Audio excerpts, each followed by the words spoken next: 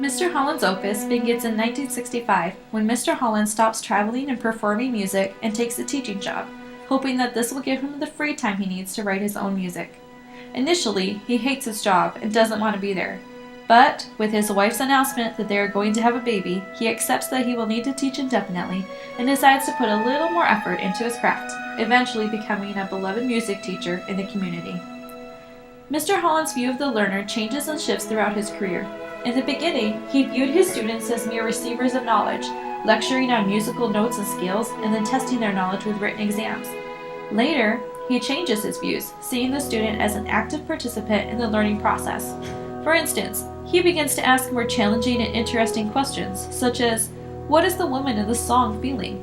These types of questions bring students into an interesting dialogue about the content, and includes them in construction knowledge. Throughout his career, Mr. Holland struggles with the belief that all children can learn. One of his first students was Gertrude Lang, who struggled playing the clarinet. After working with her individually for some time, he almost gives up until he hears her crying and she tells him how much she really wants to play. After this, he tries a different tactic, asking her to play how she feels, which, to his surprise, helps her improve enough to play a solo later that year. A few years later, Lewis Russ, a football player, joins the marching band. Lou has trouble keeping a beat, and Mr. Holland tells his football coach, Bill Meister, that he can't teach him. Bill told him that if he can't teach a willing kid to bang a drum, he was a lousy teacher. Mr. Holland takes this to heart, working diligently with Lou until he can play the pieces and pass his class. Experiences like these helped him see that students are capable of learning if someone is dedicated enough to teach them. Like his view of the learner, Mr. Holland's view of the teacher also changed over time. When he began his teaching career, he viewed the teacher as simply a giver of information who had no other job than to teach students content. After a few months, he realized that teachers must do more than lecture. They must be connected to the students in a meaningful way. He soon develops relationships with his students and seeks to find things they are interested in learning. He also develops an attitude that the teacher not only gives knowledge, but is responsible for helping students appreciate that knowledge.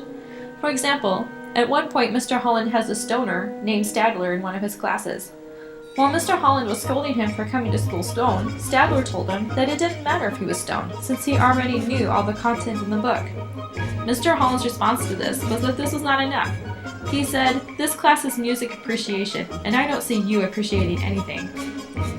Mr. Holland is passionate about his content area. He truly believes that music inspires creativity and passion. His love for music is contagious and spreads to his students. When the music department of the school is cut due to budget constraints, he states, "If you cut the arts, pretty soon these kids will have nothing to read or write about."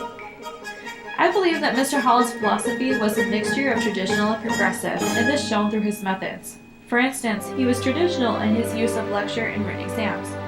But he also often employed progressive tactics. For example, when he used rock and roll to help his students make connections between modern and classical music, he was using something they were interested in to help them learn.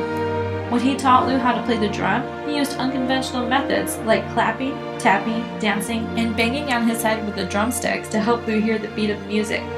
He did this before he ever introduced him to reading a musical score. He also used music they were interested in to teach them essential content and had them learn by doing, such as playing music or dancing. While Mr. Holland did not start his career wanting to teach, through time he found a passion for the profession, caring for his students and whether or not they learned. He was concerned not only that they knew the content, but that they had fun and loved the craft. He truly embraced the progressivist concept that learning is built around the personal experiences, interests, and needs of the students.